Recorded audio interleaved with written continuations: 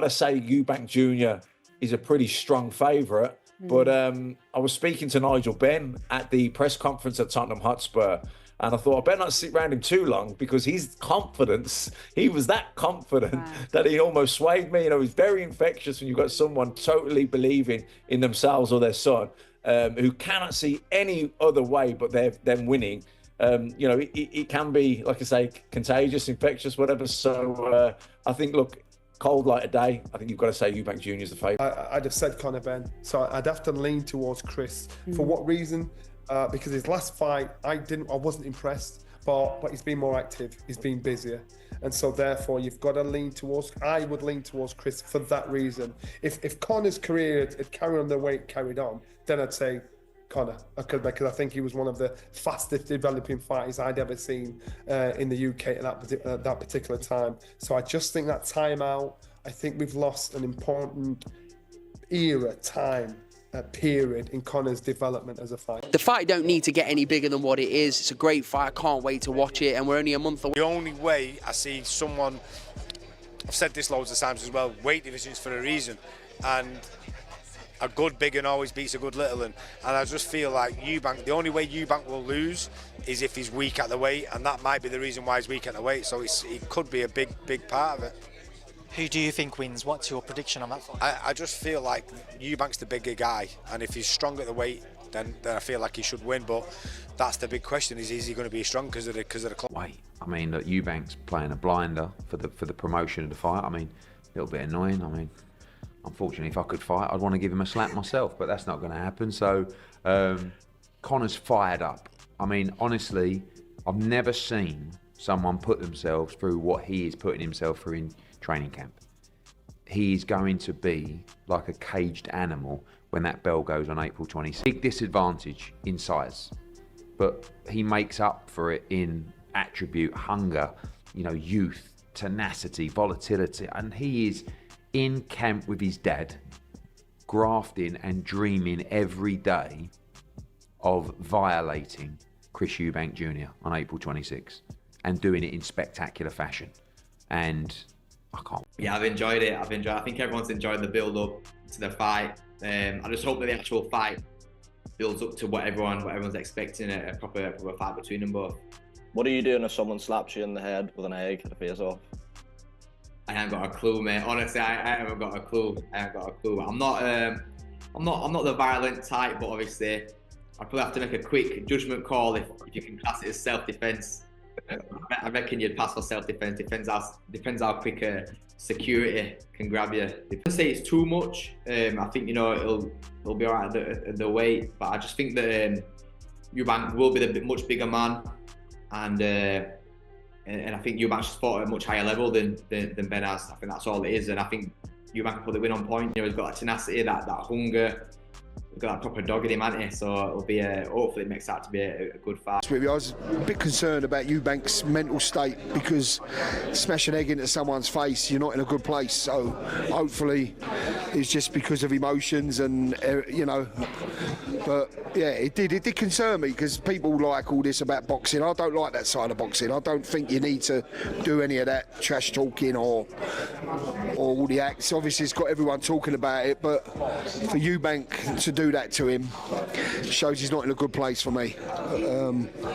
But it's down to them what they do and how they do it. So, but for me personally, I don't like watching things like that. Yeah, I've said this numerous times, I think, and not just about this fight in particular. I think all fighters need to vary their attacks. They need to vary their defence. You can't be predictable in this sport. You've got to remember, boxing, there's such a fine line between winning and losing. There's only so much you can do. You know, you've got 2 arms, 2 legs, and a brain, and who can use that brain better than the other.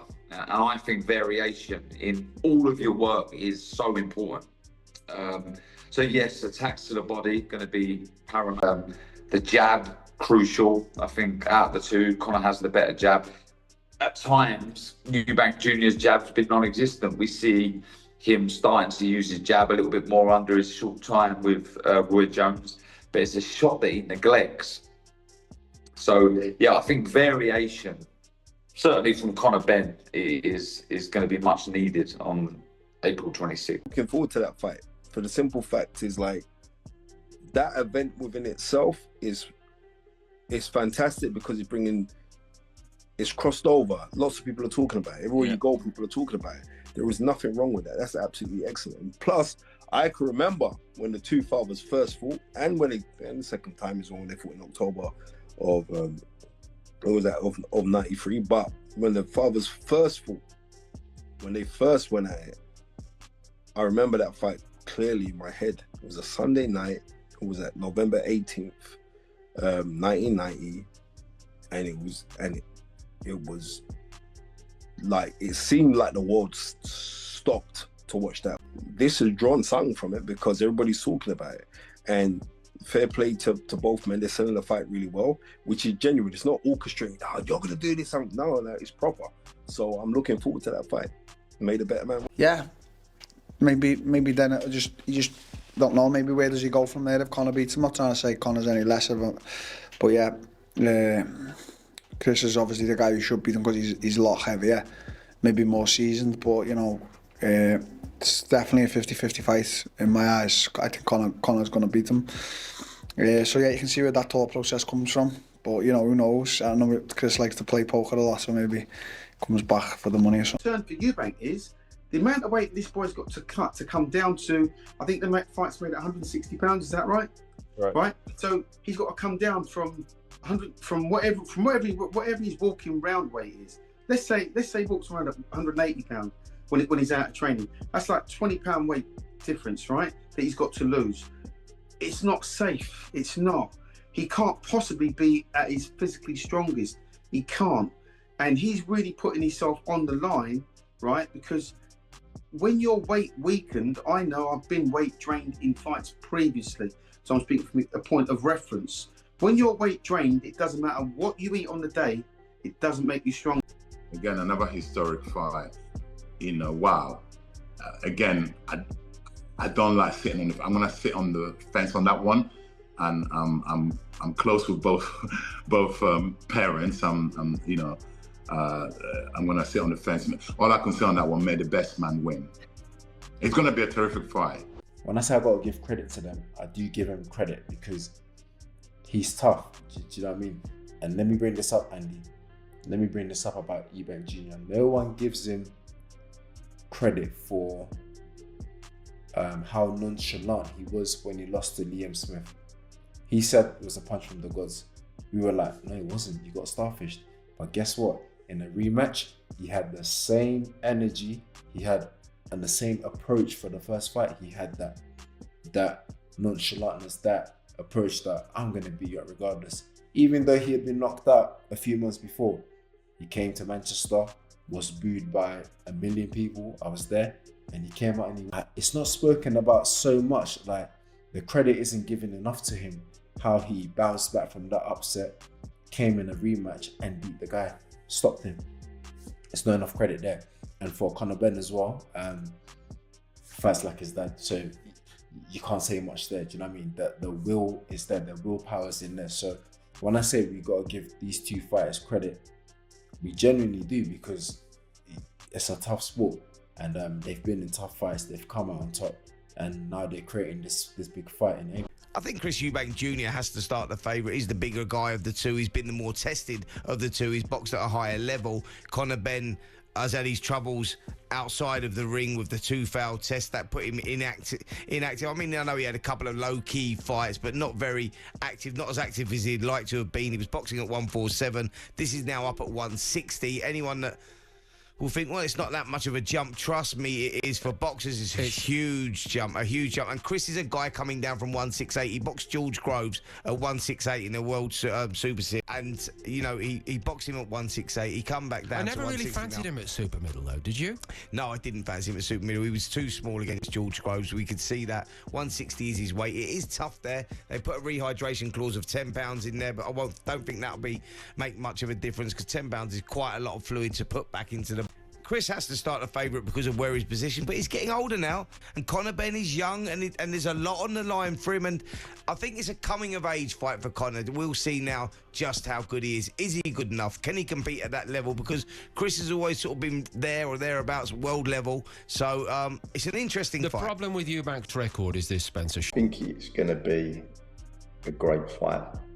I really do, and both boys want to win this fight badly, obviously for their name and for their fathers, and I believe that it's going to be a great fight, but I strongly believe that my man will come out the victor of the fight, and but I'm looking forward to it. It'll be a momentous occasion, and I'm sure all the fans are looking forward to it as well, and I'm sure as a boxing fan that everyone will be tuning in to watch it as well. Eubank Jr. Conor Benn fight does absolutely nothing for me. Really? Yeah, Chris Eubank Jr. lost to George Groves, he lost to Billy Joe Saunders, he doesn't box, he boxes once a year.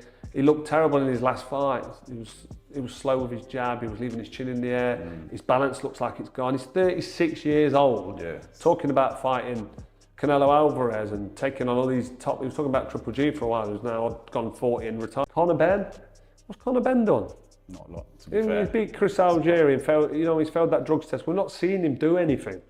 He's fought nobody, he's not developed. He's not developed, he's done nothing. So for Conor Benn to jump in there with Chris Eubank Jr., the only reason that fight would be close is because they're probably going to drain Eubank down to 160, a middleweight. And then, but Conor Benn's having to come up from 147. So the gap there it's not an exciting fight. It don't prove anything. I just think Conor Benn's going to win. Too young, too fresh, and although, listen, Eubank, it took a lot for him to come back after getting viciously knocked out by Liam Smith to come back and beat Liam. I just think the fight's happening at the right time for Conor Benn. I think the fight's happening at the right time, and I favour Conor Benn in the fight. Yeah. I think Eubank Jr. is good for boxing. Genuinely, I think Chris Jr. is good for boxing. I think that if he was promoted by a Frank Warren or an Eddie Hearn back in the day when he turned pro, he would be an even bigger star than what he is now because of how he is. He's funny, like he's mild. He's quite funny, isn't he, Eubank Jr. He speaks well. But yeah, I think he's good for boxing, but I just think Conor Benn's going to... Experts see Chris Eubank Jr. as the favorite against Conor Benn due to his size, experience, and recent activity. While Benn's father, Nigel, is confident, some worry about his 15-month break affecting his performance. Eubank's weight cut is a concern, but his past fights at a higher level give him an edge. Benn's hunger and aggressive style could make it a close fight, but Eubank's experience might be the deciding factor. Fans are excited, and both fighters are training hard for their big showdown on April 26th.